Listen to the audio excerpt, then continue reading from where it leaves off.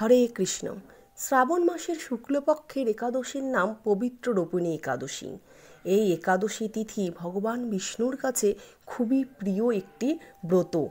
এই পবিত্র রোপিণী একাদশী 16ই আগস্ট 2024 শুক্রবার পালিত হবে এবং তার পরদিন 17ই আগস্ট পারণ সম্পূর্ণ হবে শনিবার সকাল 5টা 15 থেকে 8টা 7 মধ্যেই। ভবিষ্যত্তর পুরাণে বর্ণিত আছে এই পবিত্র রোপিণী একাদশীর মাহাত্ম্য কথা শোনা মাত্রই সমস্ত পাপ থেকে সমস্ত কৃষ্ণ ভক্তদের মুক্ত হবে এবং পুত্র সুখ ভোগ করে অবশেষে দিব্যধাম প্রাপ্ত হবেন। তাই এই পবিত্র রোপিণী একাদশী তিথি যারা ব্রত রাখবেন বা যারা এই পবিত্র রোপিণী একাদশী দিন অর্থাৎ 16ই আগস্ট এর মাহাত্ম্য কথা শ্রবণ করবেন, সে সমস্ত কৃষ্ণ ভক্তরা সর্বসুখ পাবেন, সকল পাপ থেকে মুক্ত হবেন, গ্রহদোষ থেকে মুক্ত ঘটবে এবং পুত্র সুখ লাভ হবে এবং অবশেষে দিব্যধাম লাভ করবেন। তাহলে আজকের ভিডিওর মূল পর্বেও প্রবেশ করার আগে রূপা ক্রিয়েশনসে সকল কৃষ্ণ ভক্তকে স্বাগত জানিয়ে আজকের পবিত্র রোপিণী একাদশীর মাহাত্ম্য কথা শুরু করব। এবং তার আগে বলবো কমেন্ট বক্সে এসে অবশ্যই লিখবেন হরে কৃষ্ণ এবং একটি লাইক করবেন এবং কাছের বন্ধুদের শেয়ার করে দিবেন। এবং যে কোনো ব্রত কথা সম্পূর্ণ না করে কিন্তু উঠতে হয় না, তাই পুরো ভিডিওতে এই পবিত্র রোপিণী একাদশীর মাহাত্ম্য কথা অবশ্যই শুনুন। কারণ এই পবিত্র রোপিণী একাদশীর মাহাত্ম্য কথা শুনলে এই বাজপেয় যজ্ঞের ফল লাভ হয় এবং অভীষ্ট ফল লাভ হয়, যা ভগবান বিষ্ণুর কাছে খুবই প্রিয় একটি ব্রত। তো অবশ্যই সেটা শুনতে হবে।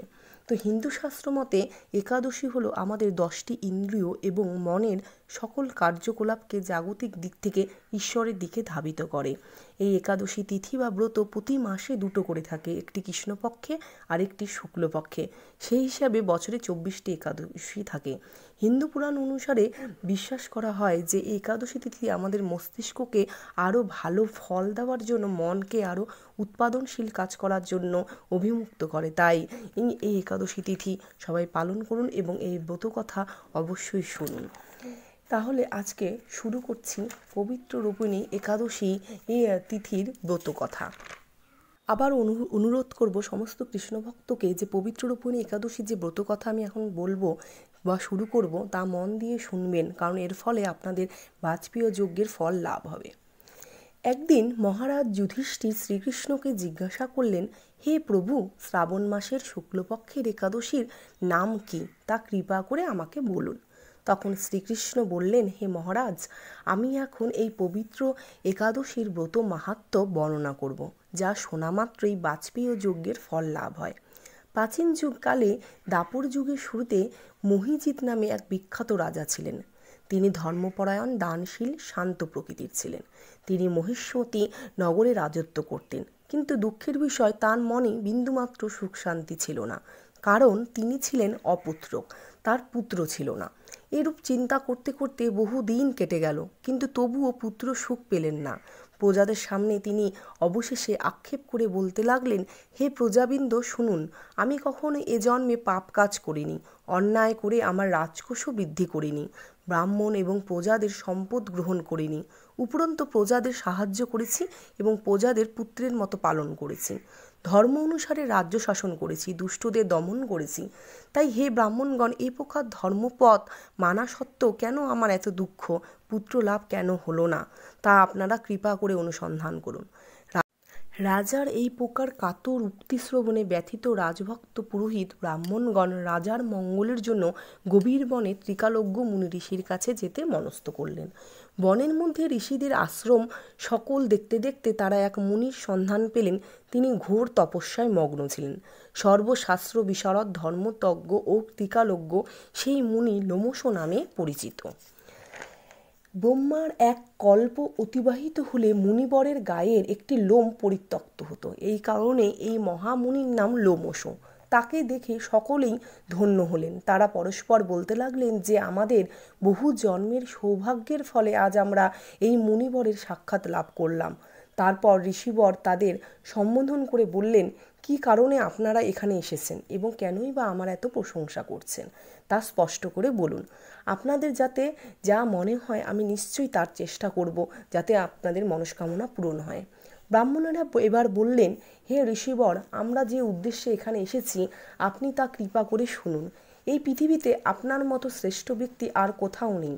মহিজিৎ নামে এক রাজা নিঃসন্তান হওয়ায় অতি দুঃখে দিন যাপন করছেন। আমরা তার প্রজা, তিনি আমাদেরকে পুত্রের মতো পালন করেন, কিন্তু তিনি পুত্রহীন বলে আমরাও সবাই মর্মাহত। তার দুঃখ দূর করতে আমরা এই বনে প্রবেশ করেছি।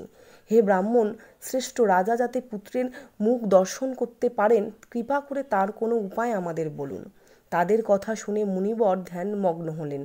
কিছু সময় পরে রাজার পূর্ব জন্ম বৃত্তান্ত বলতে লাগলেন। এই রাজা পূর্বজন্মে এক দরিদ্র বৈশ্য ছিলেন। একবার তিনি একটি অন্যায় কার্য করে ফেলেন। ব্যবসা করবার জন্য তিনি এক গ্রাম থেকে অন্য গ্রামে যাতায়াত করতেন। এক সময় জ্যৈষ্ঠ মাসের শুক্লপক্ষের দশমীর দিনে কোথাও যাওয়ার পথে তিনি অত্যন্ত তৃষ্ণার্ত হয়ে পড়েন। গ্রাম প্রান্তে একটি জলাশয় তিনি দেখতে পান। সেখানে জলপানের জন্য যান। একটি গাভী ও তার বাছুর সেখানে জলপান করছিল। তাদেরকে তাড়িয়ে দিয়ে তিনি নিজেই জলপান করতে লাগলেন। এই পাপকর্মের ফলে তিনি পুত্রসুখে বঞ্চিত হয়েছেন, কিন্তু পূর্বজন্মের কোনো পুণ্যের ফলে তিনি এই রকম নিষ্কণ্টক রাজ্য লাভ করেছেন। হে মুনিবর, শাস্ত্রে আছে যে এবার মুনিবর সেই ঋষিকে বললেন যে, হে মুনিবর, শাস্ত্রে আছে যে পুণ্য দ্বারা পাপ ক্ষয় হয়, তাই আপনি এমন একটি পুণ্য ব্রতের উপদেশ করুন যাতে তার পাপ দূর হয় এবং আপনার অনুগ্রহে তিনি পুত্র সন্তান লাভ করতে পারেন। লোমশ মুনি বললেন, শ্রাবণ মাসের শুক্লপক্ষের পবিত্র রূপিণী একাদশী ব্রত অভীষ্ট ফল প্রদান করে। আপনারা যথাবিধি তা সকলে পালন করুন। লোমশ মুনির উপদেশ শুনে আনন্দ চিত্তে গৃহে প্রত্যাবর্তন করে তারা রাজাকে সে সকল কথা জানালেন। তারপর সকলে মিলে মুনির নির্দেশ অনুসারে ব্রত পালন করলেন। তাদের সকলের পুণ্য ফল রাজাকে প্রদান করলেন। সেই পুণ্য প্রভাবে রাজমহিষী গর্ভবতী হলেন। উপযুক্ত সময়ে বলিষ্ঠ সর্বাঙ্গ সুন্দর এক পুত্র সন্তানের জন্মদান করলেন। এই হলো আমাদের আজকের এই পবিত্র রূপিণী একাদশীর মাহাত্ম্য কথা। এই ভবিষ্যত্তর পুরাণে এই মাহাত্ম্য বর্ণিত হয়েছে। এই ব্রত মাহাত্ম্য যিনি পাঠ বা শ্রবণ করবেন তিনি সমস্ত পাপ থেকে মুক্ত হবেন এবং পুত্র সুখ ভোগ করে অবশেষে দিব্যধাম প্রাপ্ত হবেন। এটাই হলো আজকের পবিত্র রূপিণী একাদশীর ব্রত মাহাত্ম্য। আশা করছি বন্ধুরা পুরো ভিডিওটি শুনেছেন, ব্রত মাহাত্ম্য শুনেছেন এবং একাদশীর দিন অবশ্যই শুনবেন এবং কাছের বন্ধুদের অবশ্যই চ্যানেলটি শেয়ার করে দিবেন যাতে তারাও এই পবিত্র রূপিণী একাদশীর অভীষ্ট ফল লাভ করতে পারে এবং ব্রত কথা যাতে শুনতে পারে।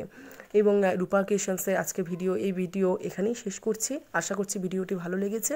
একটি লাইক এবং কমেন্ট বক্সে লিখবেন হরে কৃষ্ণ এবং শেয়ার করে দিবেন। নমস্কার।